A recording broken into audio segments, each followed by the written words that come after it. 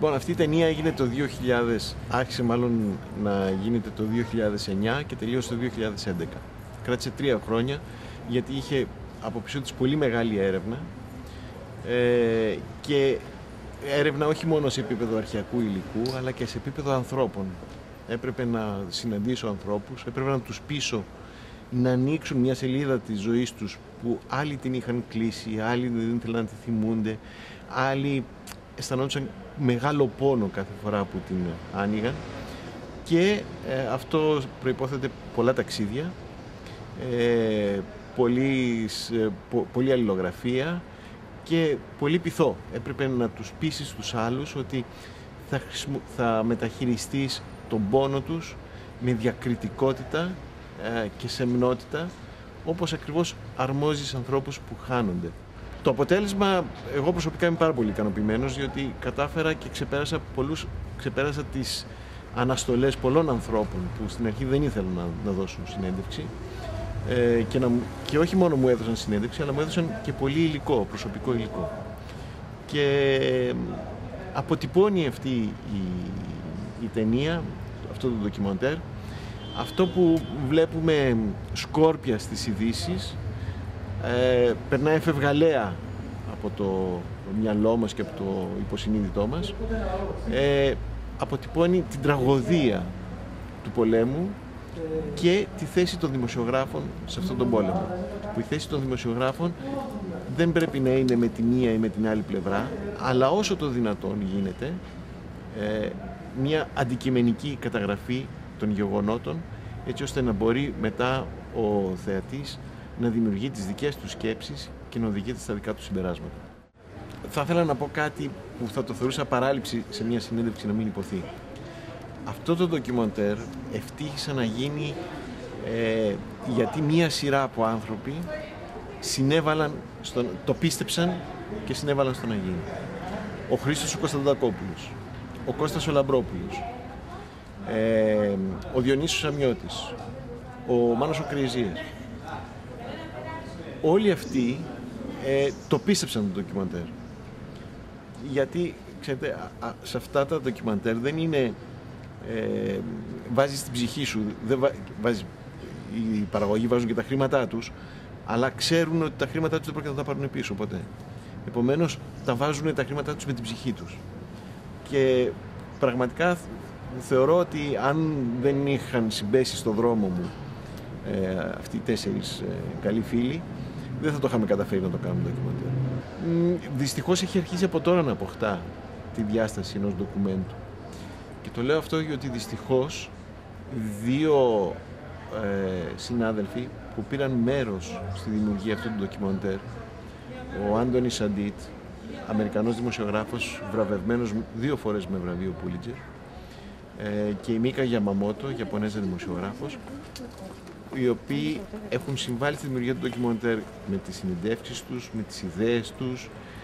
Η Μίκα Γιαμαμότο μου έδωσε και το υλικό μέσα από το ξενοδοχείο Παλαιστάιν που είχε τραβήξει η ίδια. Δυστυχώς και οι 2 αυτοί συνάδελφοι χάθηκαν, σκοτώθηκαν στον πόλεμο στη Συρία. Με αυτή την έννοια είναι ένα ντοκουμέντο. Αναφέρεται σε ανθρώπους πια που δεν υπάρχουν, στις σκέψεις τους, στις απόψεις τους, στην αντίληψή τους, ακόμα και για την ίδια τη ζωή. Γιατί αυτό το ντοκιμαντέρ δεν είναι ασθενό με την έννοια της συντεχνιακής αντίληψης, ένα στενό ντοκιμαντέρ.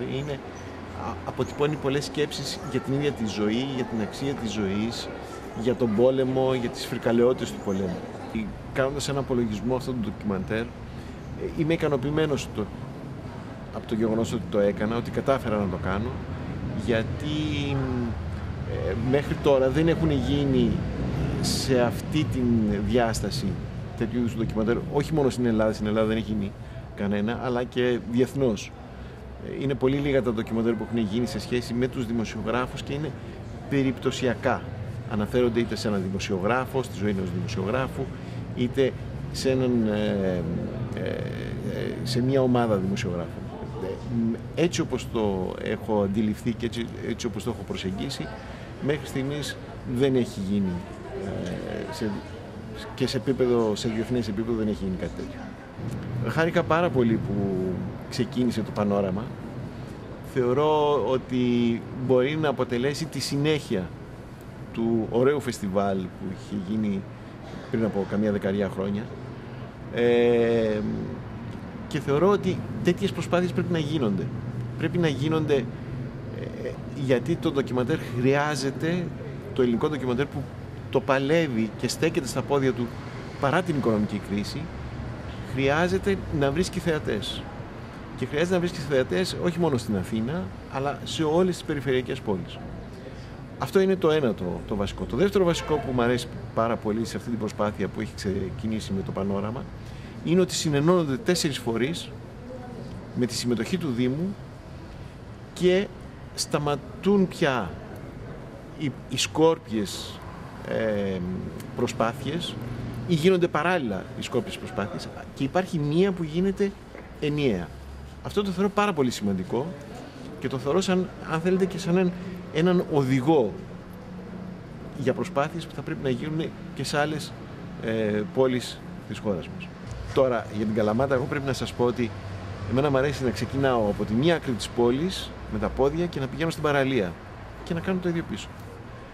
Και μου αρέσει πάρα πολύ ο κεντρικός δρόμος.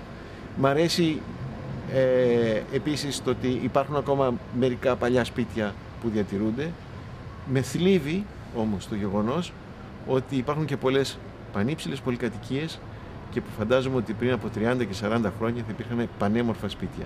Αλλά αυτή δυστυχώς είναι η καταστροφή που έχουμε κάνει στο περιβάλλον, όχι μόνο στην Καλαμάτα, αλλά δυστυχώς και σε όλες τις μεγάλες, ακόμα και μικρές πόλεις της περιφέρειας. Βεβαίως αυτό δεν έχει γίνει μόνο στην Καλαμάτα, έχει γίνει σε όλες τις μεγάλες και μικρές πόλεις της χώρας μας. Σε αντίθεση με την Ιταλία, παραδείγματος χάρη, που κάθε μικρό χωριό και κάθε μεγάλη πόλη έχει ένα πολύ μεγάλο ιστορικό κέντρο. Μάλλον το έχει αφήσει άθικτο, παρά το γεγονός ότι πέρασαν πόλεμοι, σεισμοί, καταστροφές. Τα ιστορικά κέντρα των πόλεων και τα χωριά είναι έτσι όπως ήταν πριν από 100 και 200 και 300 χρόνια. Ας ελπίσουμε ότι ως χώρα έχουμε βάλει μυαλό και ως κάτοικοι και ως άνθρωποι και θα περιφρουρήσουμε αυτά που έχουν διασωθεί μέχρι τώρα.